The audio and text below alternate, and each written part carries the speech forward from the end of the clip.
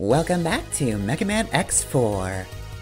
Alright, what awful, terrible, just unthinkable things has this Maverick committed for Repliforce? Well, he defends the military train to protect the supply of goods. Also, I don't know, I can't parse his sprite, but more on that later. Anyway, military train. So, I have pretty much the same opinion on this stage as I do the airbase stage, the Air Force stage. It's mostly a fighting stage because we're on a vehicle that is over some kind of instant death pit. But like, I still think it's a pretty cool stage, and maybe that's aesthetic alone. I do tend to like train stages about as much as I like airship stages. And this one's just real cool. Also, we have these guys who are so desperate to take us out that they're going to actively try to blow up the links between cars to stop us. We also have to stop the laser cannons. They're easy enough to avoid depending on the height of the area in front of them. Sometimes they do try to get you to just stand there and take a laser to the face. But if you can duck and cover, then you can kind of just slash them real easy. But yeah, no, I do really like this stage, simple as it is. It is sometimes fun to just have a fighty stage. And this one just looks rad too. And once again, I do appreciate the attempts to get rid of Zero. Anyway, here's a mini-boss that is easy to chump as long as you've seen like any other stage in this game and gotten other abilities. Now, you might think this looks like an absolute joke of a fight if you're playing as Zero, and especially thanks to shot canceling, it definitely is. However, it's even easier as X if you've gotten the Buster upgrade. He just shreds this whole thing. Like, Plasma Shot is disgusting against the train. Honestly, it's not that bad, even if you don't play any other stage first. But, yeah, no, if you've gotten specific abilities, then it is not a problem at all. Alright, well, we're now in the second part of the stage, and we've seen a ride armor enemy, so as you might imagine, we'll be seeing our own usable ride armor soon enough.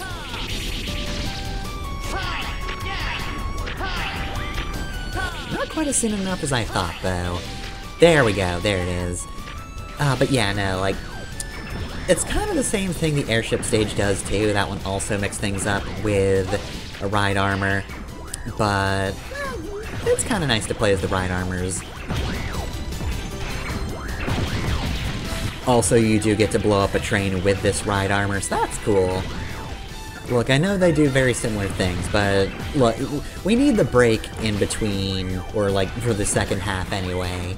Otherwise, this would just be all fighty train stage, and the only real difference would be the backgrounds. I will say, this game actually does do variation pretty well. Like, sometimes the second half of the stage is just like more platforming, and it's not too much, but like, in general, the second half will always change things up to a certain extent. Like, even the motorbike stage, the hoverbike stage, in the second half you got to fight the boss early. You showed up. That was cool and good. I appreciate that. And, you know, changes in platforming environment I think absolutely count as a difference in stage. So, like, as telegraphed as it is, and maybe some people don't like the fact that you get a full heal between loading screens, I kind of like this game having two separate sections. Have I mentioned that it's kind of Sonic 3-esque yet? I feel like that's something I've already done, but like, just having two different general aesthetics for a stage, as well as, you know, maybe a slightly different gimmick for both halves. It's very Sonic to me. It feels like Zone Act 1 and 2 in those games.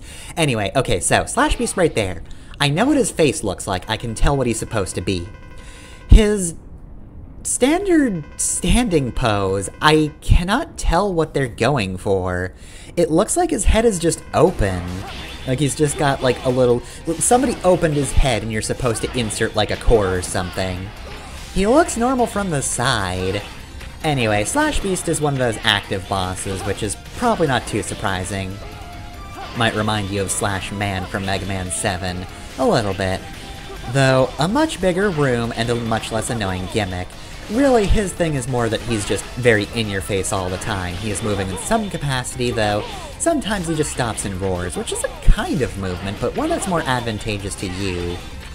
But yeah, no, he's got a lot of dash attacks. He does try to stomp you if you're not too careful. You're just going to want to move around him very quickly.